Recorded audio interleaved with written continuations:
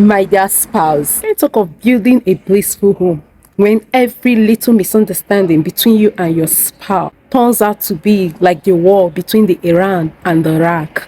What language do you speak in your home, and how well seasoned are those words? I have always said it. Marriage is like a work of art. You first have a mental picture of it, then you patiently design it into reality. However you want your home to turn out, it first begins with a mental picture in your mind. The mental picture in your mind is what works together with the principles, the instructions, and with the laws placed in your home. The picture in your mind is what shapes your actions, shapes what you allow in your marriage, what you allow in your home, what you allow even in the life of your children. To understand this, to build anything, you need tools. Every blissful home needs tools, and the tools you work with must be carefully selected. Mental picture is not enough. You must put intentional efforts in selecting the tools you need to construct that beautiful home. Your working tools is as important as the mental picture in your mind. If you use the wrong tools in constructing your home, in building your home, you may never achieve that desired result. Building a beautiful home has its requirements. You don't stumble in it. You don't get it just by mere desires. It requires an intentional effort. Understand this, spouse. Can't talk of building a blissful home when every little misunderstanding between you and your spouse turns out to be like the war between the Iran and the Iraq. You can't build a beautiful home when over every little misunderstanding words are flying like bullets, hitting and piercing so deep into the hearts. Therefore, one of the intentional tools you must apply in your house is choice of words. You must bring yourself to a place where you and your partner are very mindful, are very intentional over the choice of words you use in your home, over the choice of words your kids use in your home, over the choice of words you speak even in your most vulnerable state. My dear spouse, intentional spouses are those who are very intentional with their choice of words. Places an embargo over negative words in their home, regardless they are angry or not.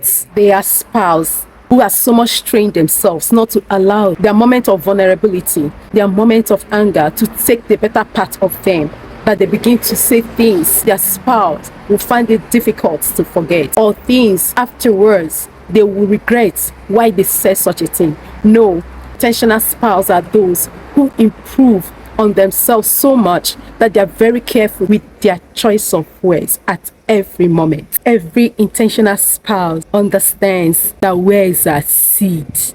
Listen, my dear spouse, you can be building a blissful home and be pulling it down at the same time with your negative words. This is why most spousal relationships rotate in circle. There is no visible growth in the relationship between the man and the woman because of the things they allow in their home, because of things they permit in their house. Intentional spouse put laws, principles, embargoes. There are things that are not permitted in their home. There are things they can never allow, both from them as partners or from their kids, because they are very intentional in building and sustaining a blissful relationship. And above all, a God-fearing home. Listen to this, spouse. Misunderstanding is what every marital relationship must make plan on how to handle it, because misunderstanding is part of every marital relationship. If you wait till misunderstanding happens in your home, trust me, you may handle it in the worst possible ways. You will cause more harm because